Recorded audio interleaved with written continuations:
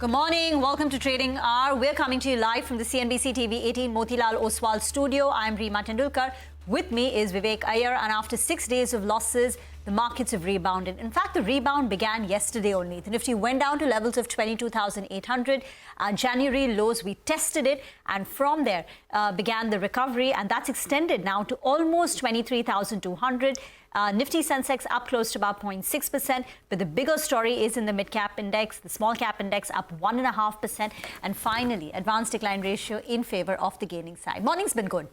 Well, the bulls would have been slightly spooked in the morning, when we saw a sea of red across the screen, but there was a very sharp recovery, as soon as markets opened, within 20-30 minutes, you actually saw a very sharp recovery, and on the back of that, as you can see on your screen, the advanced decline ratio has improved significantly. Well, quite a lot of news flow is what we're dealing with, and stocks are reacting to that. The banking pack, Kotak Mahindra Bank on the back of the relief, ICICI Bank on the back of a likely listing of a subsidiary. Both of these stocks today are doing quite well, lending heft as far as the bank Nifty recovery is concerned.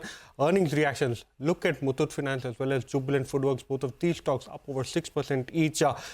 SBI Cards, yesterday, even in a weak market, the stock was up 4.5%. And today, the stock has built onto the gains. This on the back of a Macquarie upgrade.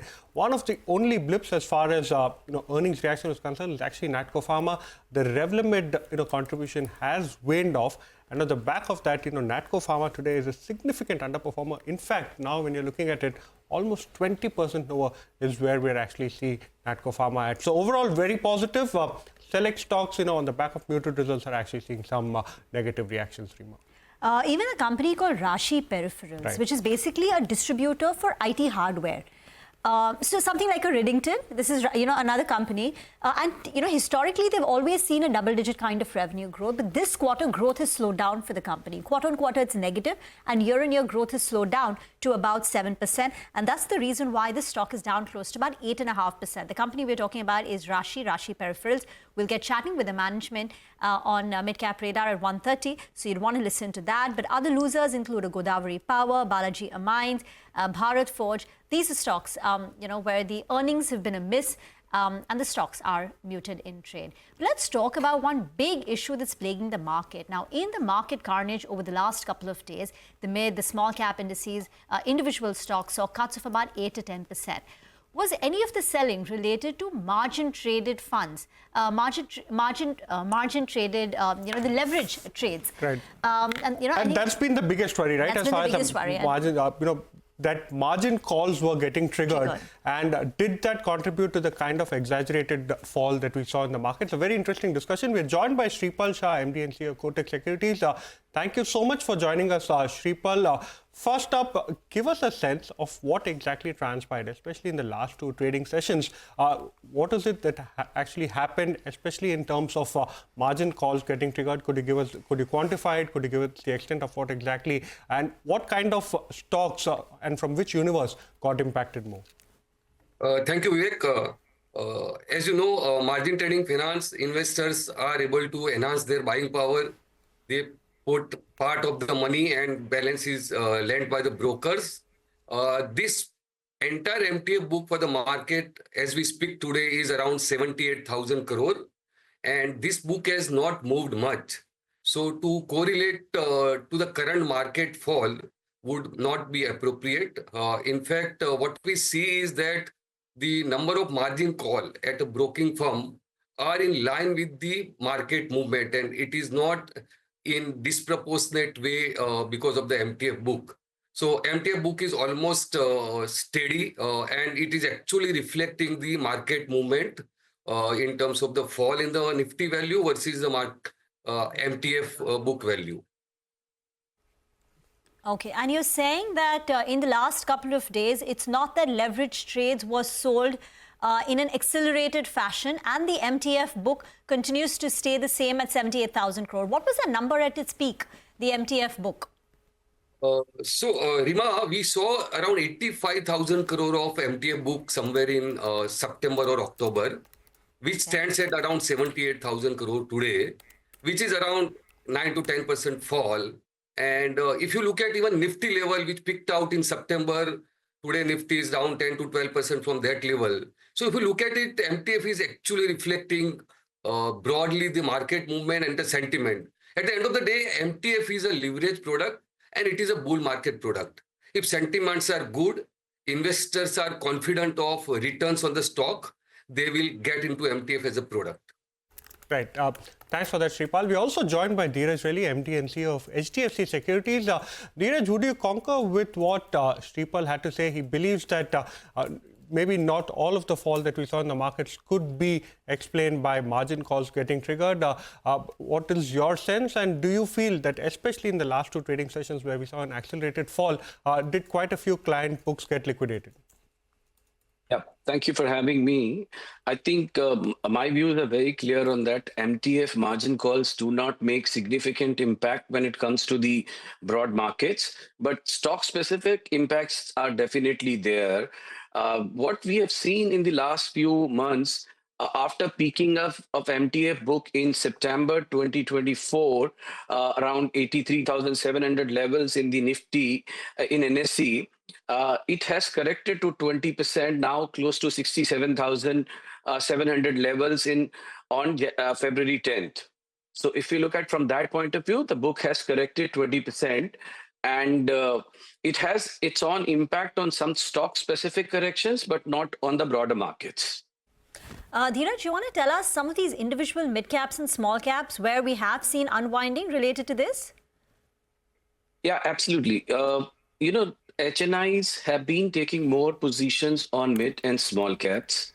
Unfortunately, despite the entire industry top of their voice have been cautioning them on the valuations concerns, but they have been more taking the positions, and that to leverage positions in the mid and small caps, largely in the mid caps.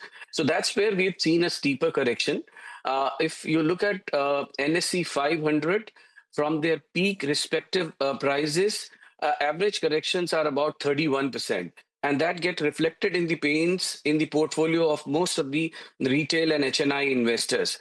And those who have leveraged positions, their pain even get accelerated and accentuated with the interest burden they have to pay on MTF calls.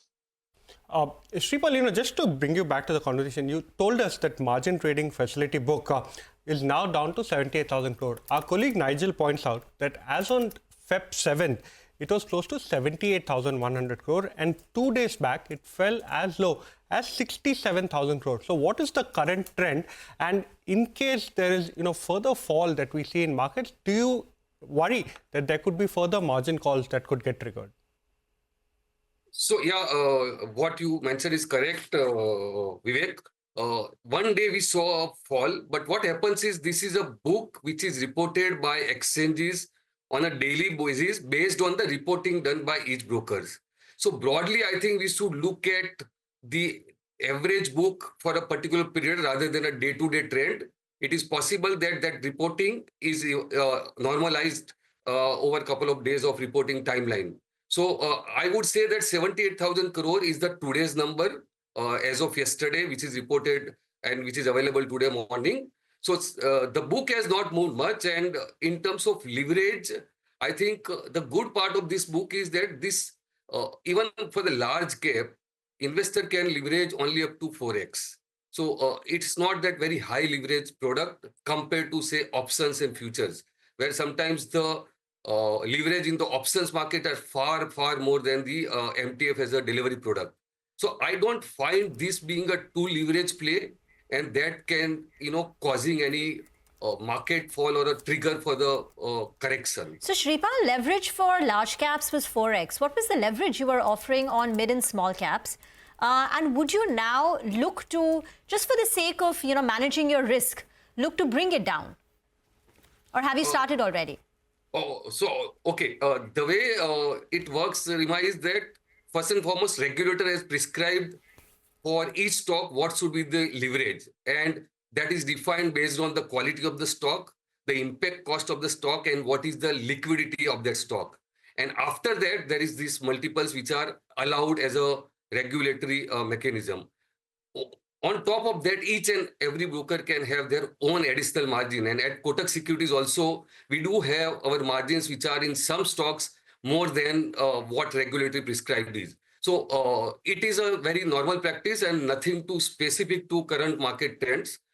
as and when there is a concentration of a particular stock goes up or the liquidity goes down, you basically look at the leverage which is being offered.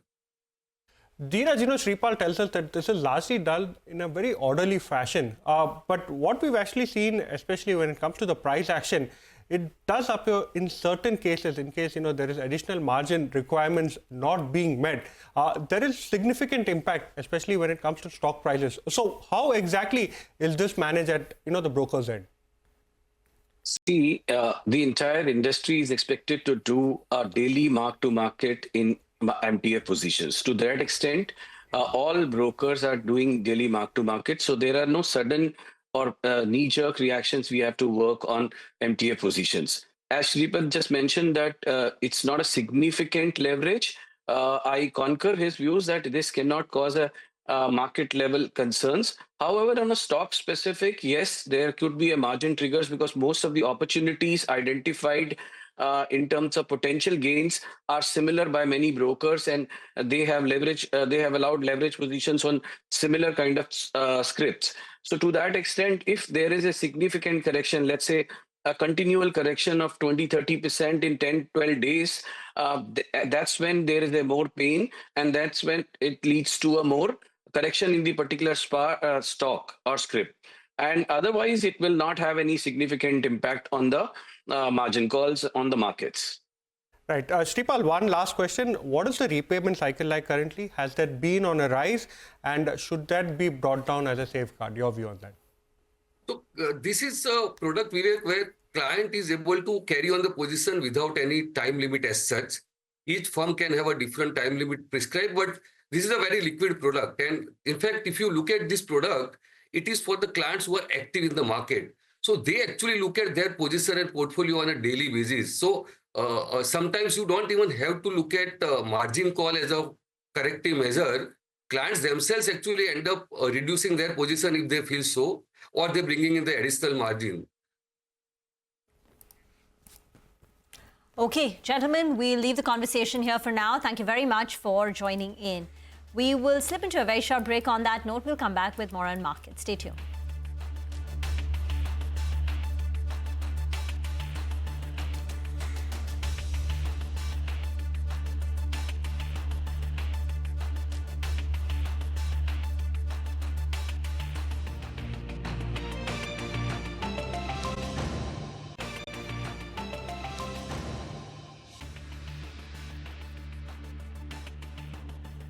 Welcome back to Trading Hour. Well, one stock from the broad end of the market that's seen a very steep fall is Pharma. This is following its Q3 results. Winnie joins in with more details.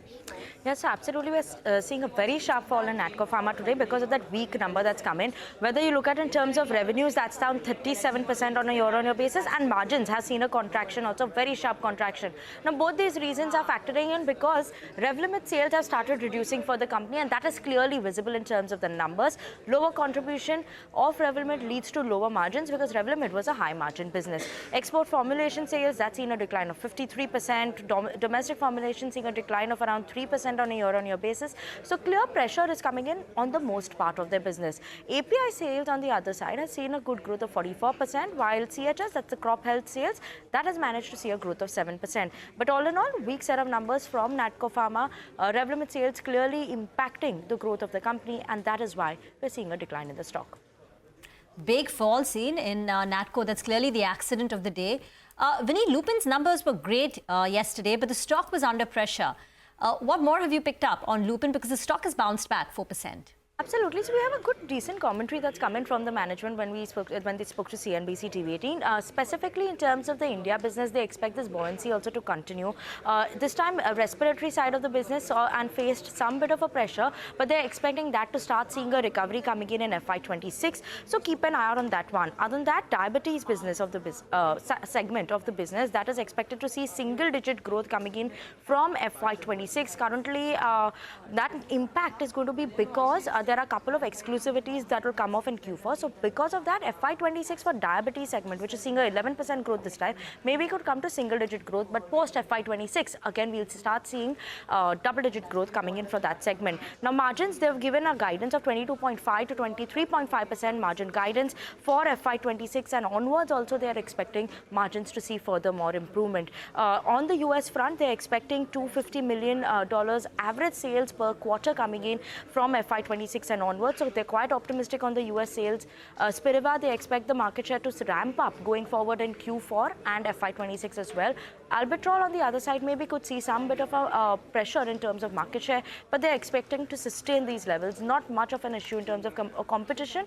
Only impact maybe could come in Q4, but going forward, again, a strong commentary coming in there. Company continues to invest on the respiratory side of the business. So yes, commentary especially on semaglutide is positive. That will come in 2027 for the company. So a lot of positive outlooks that are there for coming in from the company for FY26 and onwards. Thank you so much, Vinny, for joining us and giving us a sense of how exactly Lupin panned out. In fact, earlier today, we also spoke to the management of Lupin on the company's diabetes and cardio segments, US sales, and the H2 FY25 outlook. Let's listen in. Diabetes and cardio, I would take it in one breath now because increasingly we look at it as metabolic disorders. I think this is the largest segment for Lupin between the two of them, diabetes and respiratory. Diabetes in particular, we're growing 30% ahead of the market. It's a very important category. Obviously, we made acquisitions as well. In this quarter, at the end of the quarter, we'll actually have exclusivity going off for two products, which will bring the growth down to single digit in the diabetes segment for the next fiscal. But thereafter, we see strong double-digit growth happening all over again. Yeah, so overall for the business, we are very optimistic to continue, from this level of revenues to 235 million to, get to an average of 250 plus in the quarters ahead, the next fiscal year, rather. Hopefully, you're going to see the Spiriva share ramp up this quarter and the quarters ahead as well. And albuterol, while in the last quarter you didn't see the impact of the share loss to competition, we had anticipated it and we would expect it in the quarters ahead. So Spiriva and albuterol will continue to be major contributors on the respiratory front. We'll slip into a very short break. On the other side, we've got a very interesting discussion lined up. Ashok Vadhva, Group CEO of Ambit, and Sushant Bhansali, CEO of Ambit Asset Management, will join in to discuss their small cap strategy and the new fund that they've launched, a small cap fund for Japanese investors.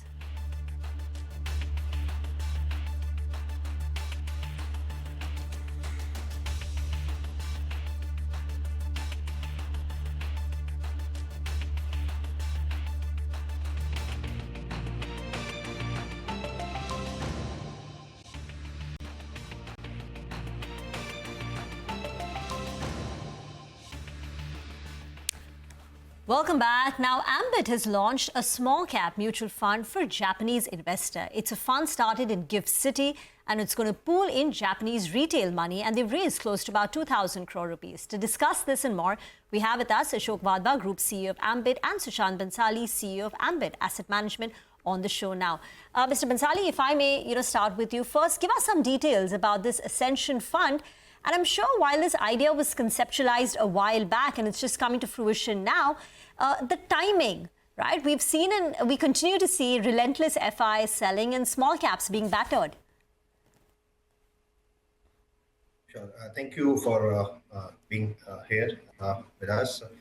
It's a great opportunity. I would say that from an investor's perspective, best time to invest is when prices have corrected. So well timed in our view of raising the money just at the right time. And we're getting, I think, many companies which we wanted to invest in our domestic schemes but were not able to invest because of high valuations. We'll now get some chances to invest into such names. Regarding the fund, it's a small cap offering for Japanese retail investors in the mutual fund. The fund in Japan is called Daiwa Ambit India Small Cap Stock Fund, which will invest exclusively in the Ambit Ascension Fund. in Gift City and investing only in small cap companies. The portfolio will be about 50 odd companies in the small cap space. Small cap as defined in the Indian context. Right. Okay, and you've raised about 2,000 crore rupees, but you can go up to $1 billion. Yes. So it's an open-ended fund where this is just the NFO which got closed in late January, and we've got the money on the budget day, and from there on we've started investing in the fund. We are also joined by Ashok Wadhwa, Group CEO at Ambit. Thank you so much, Mr. Wadhwa, for joining us. First up, what is the kind of mood as far as Japanese investors are concerned? How are they looking at Indian equities? Has there been some pushback, especially given the kind of sell-off that we've seen in the last month or so? We were a little concerned because just right from the time when we were opening the fund, launching the fund in Tokyo, the markets went through a serious meltdown in India, particularly the small and medium caps. We actually thought that was an opportune time because with the valuations having got corrected, perhaps a better time to start raising money and making investments than 6 months ago, when the valuations were at peak. I have to say that whereas we keep reading and hearing about FPIs and global investors losing some level of interest in India and selling and withdrawing money back to homeland, we found the environment in Japan quite the contrary. Japanese retail continues to believe in the India story. The fact that our partners, Daiwa, were able to do this successfully in a short period of time is testimony to the fact that there is a lot of capital waiting to come to India, particularly as we see this corrective phase through which our markets are going at this point of time. So, no, we were very positively surprised by the amount of interest and the fund flows, is, as I said earlier, is a testimony to that interest. Mr. Wadhwa, what is the kind of return that the Japanese investors expect when they put the money in your fund? Obviously, everybody looks at your track record, and our track record over the last 5 years indicates that we have delivered a 15% plus return in that space of the small cap. My own view is that if you look at Japan and you look at Japanese capital, you look at the amount of liquidity in Japan, you look at the sort of negative to neutral rate of return that Japanese retail has earned over the last many years. India obviously looks to them as a wonderful opportunity. Perhaps what was a bit discouraging in the past was there were some barriers, some perceptions about, is it easy to invest in India? Is it easy to then divest in India? Will India offer us enough liquidity? Over the last 3 years, I think many of these issues have got appropriately addressed. The fact that we have a great political relationship on the two sides, I think provides that extra comfort. And as I said, over the last 3 years, pretty much everybody has been able to monetize, investments without much difficulty. So that ease of doing business and investing in India perhaps also has contributed positively. You're seeing Japanese investors looking at India, Indian markets, and particularly the financial services space with a huge amount of attention at this point in time.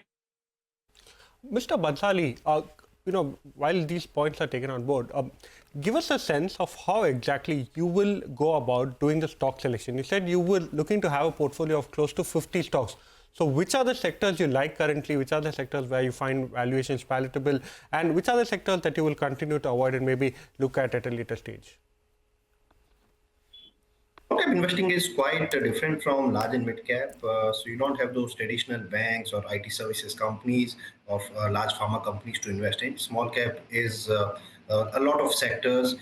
Basic themes, if you ask me, will be more consumption-driven, domestic consumption, as well as of select export manufacturing, as well as some bit of services, very niche plays in services, something in, let's say, staffing services or manufacturing of capital goods, auto ancillary, pharma, chemicals. So these are preferred sectors. So building on the Indian consumption story, and I think that will roll out well with the recent tax cuts announced in the budgets. So it's a fairly diversified portfolio across at least 13 sectors. Mr. Wadhwa, you've seen many market and economic cycles over the last many decades. How would you classify what we are going through right now? Where are we currently in the cycle? And talk to us broadly about the FPI selling. Yes, you've seen a lot of considerable interest from Japanese investors, but there is still an exodus of flows from FIIs. Yeah, I agree with you. I think there is a bit of a dichotomy if you see in the market. Long-term strategic players continue to believe in the India story, continue to believe that India is a wonderful opportunity over 3, 5, 7 year period. Strategic investors continue to look at India with great amount of interest. And as I said earlier, just the amount of capital that Japanese financial institutions have invested in Indian BFSI space is an example of that. Having said that, we do believe that the market is and shall continue to be range bound and perhaps in the volatile zone over the last few months, over the next few months. Our earnings in the third quarter have not been significant enough to provide validation to the fact that the next and the next and the next quarter will deliver superior results. So I would say that in the short run, range bound and volatile.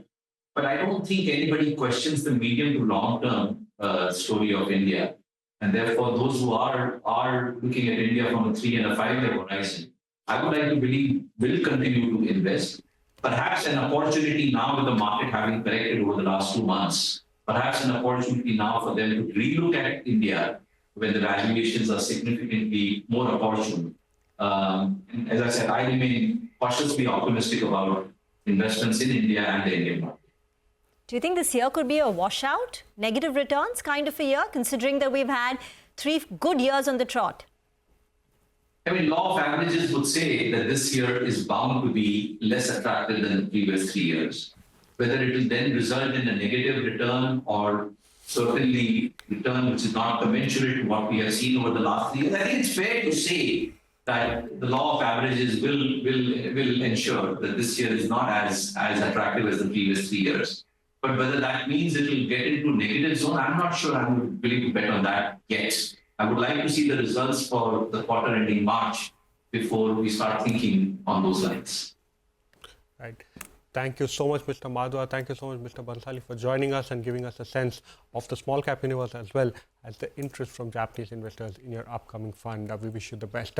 Let's now take a short break. Up next, Neelkan Mishra of Axis joins in from the sidelines of the Axis India flagship conference on the other side.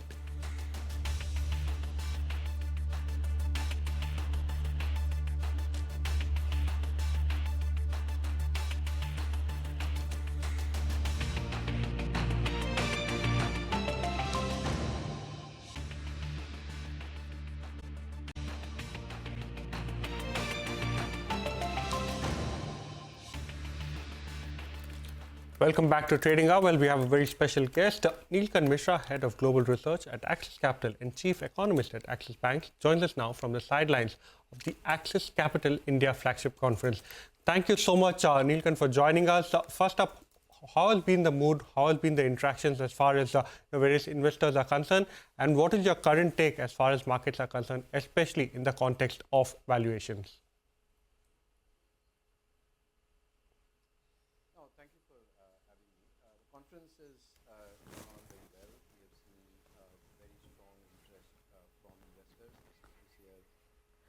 Okay, we can't hear you very clearly, so we'll try and reconnect. The Nifty, by the way, has reclaimed 23,200. So from yesterday's low, it's been a good recovery of 400 points. But we're back with Neelkan. Neelkan, go ahead. Yeah, can you hear me okay now? We can hear you. Yes. Okay, so see, the conference has gone on very well. There's been very strong interest from investors. The meetings have been very well attended.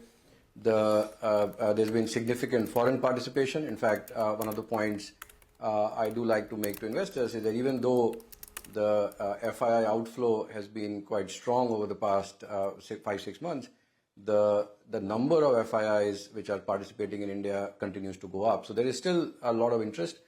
But at the same time, I think the commentary from the companies is suggesting that the growth revival is still some time away. And some of the investors are also of the view that further earnings downgrades are necessary before the markets really become structurally attractive. So there will be, I think, near-term ebbs and flows wherein the markets, for a few days will get oversold and then there will be a rebound. But for a steady up move to happen, we need to see a bottom in earnings estimates. And talking to companies and looking at what prospects are in the next 3 to 4 months, the investors feel that a significant and a sustained rebound may not happen for a few months. Neelkant, if you could just elaborate a little bit more on this slower, gradual growth recovery. What exactly have companies told you across various sectors? How long will it take for them, to get back to the kind of growth rates that we had, say, exactly a year back? What exactly is holding them back? What are the pain points? And then again, even on earnings downgrades, how much more to go? See, I frankly think that the companies and what they tell us is an outcome, meaning they are a manifestation of broader macroeconomic trends. And I think the biggest challenge in India right now is that there is the liquidity is excessively tight. Money supply is just not happening. In fact, even when you think about the rate cut that just happened, as we are hearing from the banks, there is some transmission that happens. So the loans that were benchmarked to the repo rate will see an automatic reduction. But all the new loans are still going to happen at higher rates because the marginal cost of funding today is not the repo rate. The marginal cost of funding today is the CD market. And the 1 year rate on CDs is still 760. The gap between the 1 year OIS, which is what the market, the liquidity, the treasury market thinks the repo rate will be 1 year ahead, and the current CD rates is actually more than 1.5% points. So when you see this level of liquidity stress, it is very hard to see the economy rebound. So I think once we start to see, and this is my macro hat that I'm speaking through, that once you start to see improvement, then the manifestation of that will be that companies start to see better demand, there is enough liquidity in the system, and then the earnings start to stabilize. So do you think, given the CPI inflation print that we had for January, the RBI is likely to cut in April, and can that perhaps be an inflection point to reduce the liquidity stress? That's what I just said, right? See, rate cuts at this stage will not be very productive. In fact, they're quite ineffective because as I just explained, that when you cut repo rates from 650 to 625, it marks down some of the loans that were perhaps benchmarked to the repo rate, but it does not do much more because for new loans to go through and for new loans to get created, the marginal lending rate has to come down, and that can't happen till liquidity eases quite substantially. And banks start to get a sense that that liquidity will be easy for a while. So remember that the RBI is, I think, providing sufficient liquidity through the VRR route. But if you're starting to give loans, remember that banks are in the business of maturity transformation. So they have to give loans for 6 months, 12 months, 36 months. Unless they get comfort that liquidity is going to be easy for a while, I don't think the interest rate, effective interest rates in the economy will come down as much. And therefore, for me, the most important signal, forward-looking signal, will be a significant improvement and significant action from the RBI in terms of liquidity. Understood that, Neelkant. Neelkant, also want your view as far as the rupee is concerned, especially in the context of the depreciation that we've seen. Does that make Indian equities less palatable as far as FIs are concerned? And second opinion, in terms of the equity market, do you still feel that financials can do well, amidst the tight liquidity that we are seeing?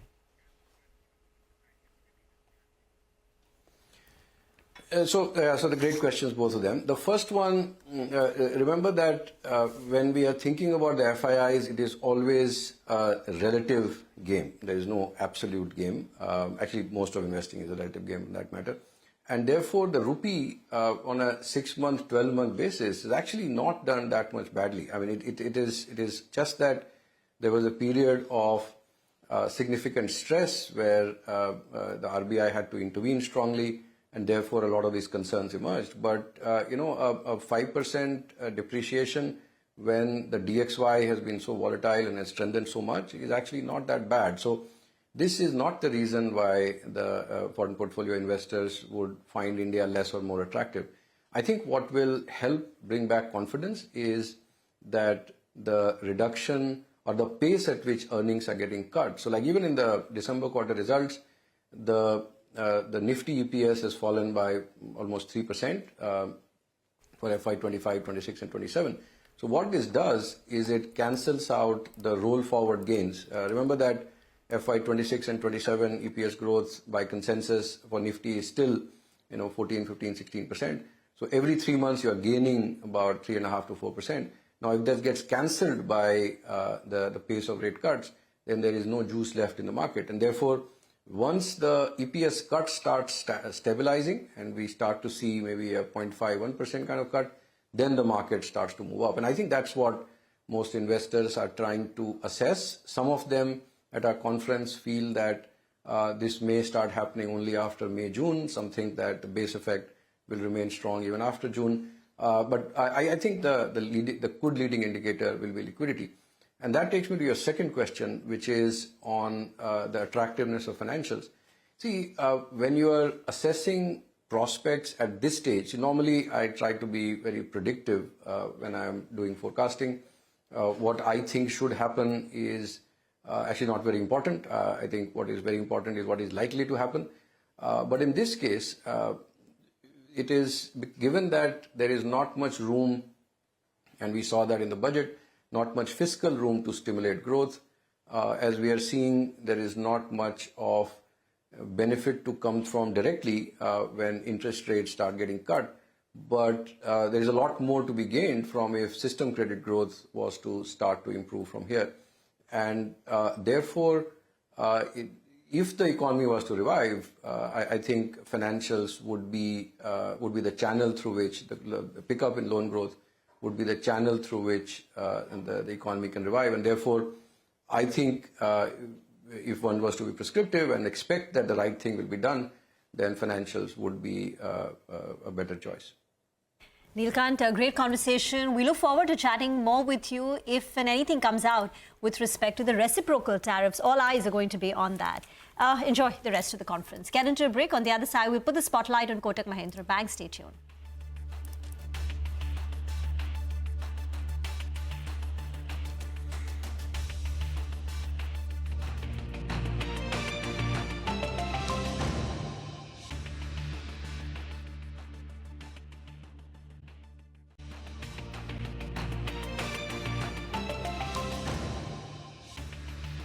Welcome back to Trading Hour. Well, two sets of stocks or two sets of sectors that saw very sharp sell-off in up to today's trading session. One was the Pharma pack. You saw very sharp sell-off as far as Pharma shares were concerned.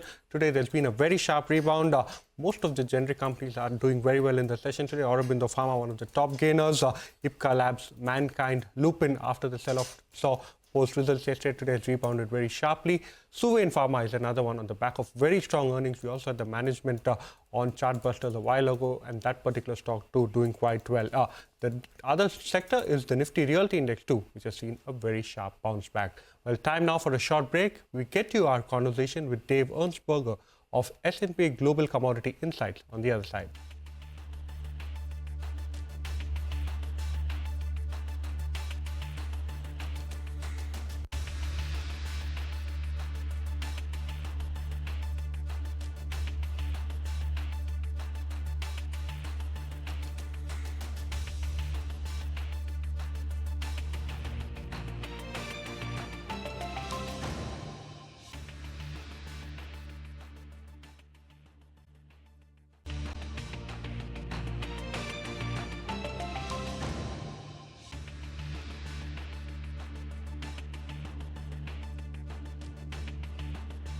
Welcome back. Prime Minister Modi is in the United States, and when he meets President Trump at the White House later tonight, the two leaders are likely to discuss energy security and India's relationships with Russia with respect to crude oil imports.